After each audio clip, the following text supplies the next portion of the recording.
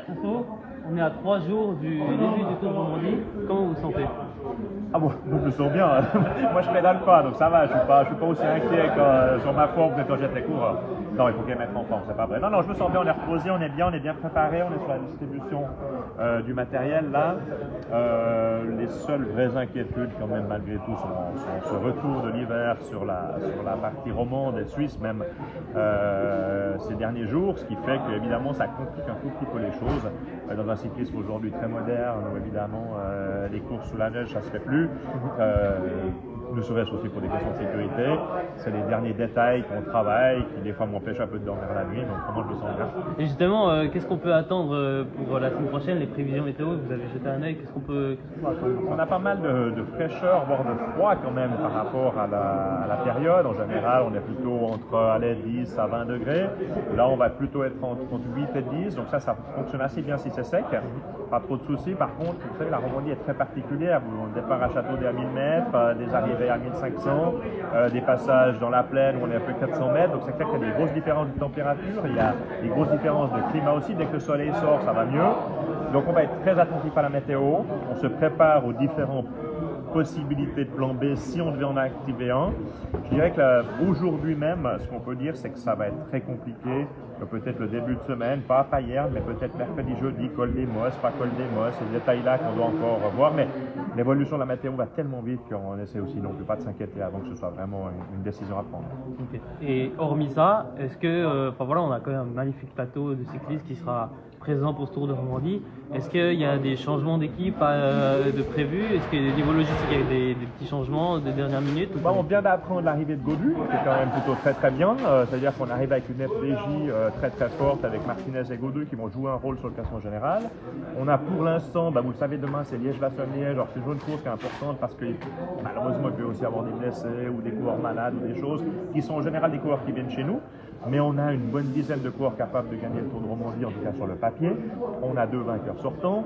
On a, je pense, 3 équipes qui risquent de dominer un tout petit peu le Tour de Romandie par le collectif, c'est-à-dire on a l'Ultime, on a Bora, Hans Grohe, et puis je pense FDJ maintenant.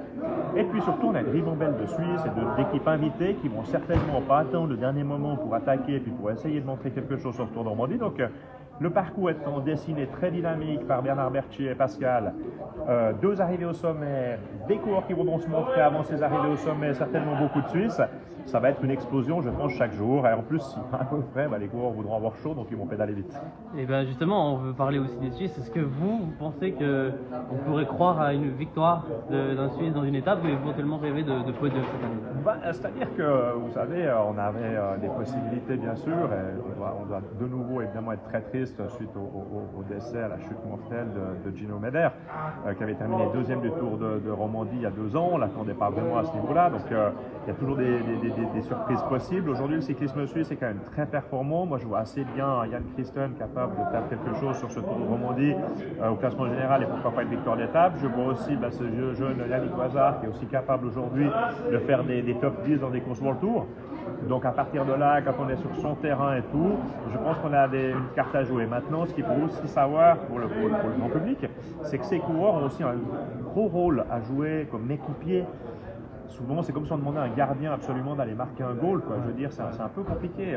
Jan Christen, si Adam Yates veut gagner ce Tour de Romandie pour la 2e fois, il va devoir travailler pour lui.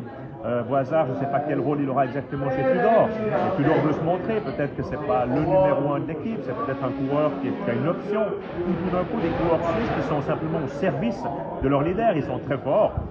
On a souvent vu un Sébastien Reichenbach devoir beaucoup travailler pour Pinot. Voilà, c'est comme ça. Et ça reste un sport d'équipe, ce qui est difficile des fois d'ailleurs expliquer. Je fais 20 ans de consulting à la télévision où expliquer le sport d'équipe dans le cyclisme c'est complexe parce que les gens ne se rendent pas compte que c'est un effort collectif mais qui se fait individuellement et il n'y en a qu'un qui va chercher la victoire contrairement à une équipe de foot ou de hockey où c'est l'équipe qui gagne. On a introduit d'ailleurs le classement maintenant par équipe d'une manière un peu plus importante. Il y aura d'ailleurs un maillot vert, 2 sards verts sur l'équipe numéro 1 chaque jour. c'est nouveau pour expliquer aux gens, il y a relégation aussi maintenant dans le World Tour, pour expliquer aux gens que le classement par équipe est quelque chose qui est devenu très important et que depuis très très longtemps, le cyclisme professionnel se court par équipe. Eh ben, tout semble paré pour avoir une belle édition 2024. J'imagine que vous avez hâte du coup de commencer. On a toujours hâte, oui, parce que surtout quand on prépare depuis une année, c'est sûr qu'on a toujours hâte. Et puis nous, maintenant, on a un enchaînement qui est assez sympathique, puisque dans 4 mois, il y aura les femmes, hein, du 6 au 8 septembre. Donc on a un enchaînement maintenant qui est 4 mois de préparation, c'est très court, donc on commence évidemment avant. Il faut presque entre 9 mois et une année pour préparer en fait un Tour de Romandie. Ça paraît beaucoup de travail, mais c'est le cas. Et puis surtout, on travaille déjà sur des parcours, nous, hommes, de 2025, femmes 2025. On est déjà en train de préparer tout ça. Donc on est quand même tous les jours, on va dire, les mains dans le Tour de Romandie, et on est assez content quand on arrive quand même sur l'épreuve. Il n'y a que 9 étapes finalement dans l'année, donc ça fait peu sur les 365 jours.